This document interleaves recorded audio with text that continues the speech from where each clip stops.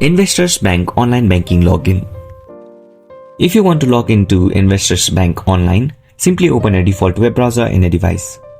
Search for Investors Bank Online Login. Tap on the link that says Sign In by Investors Bank.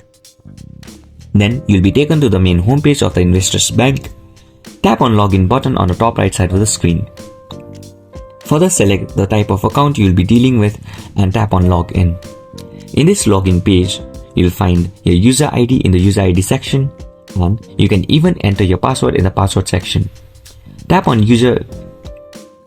Remember User ID option and finally tap on Login button to log into your account. You can even select trouble logging in if you're facing any troubles, and even get enrolled by creating a new account.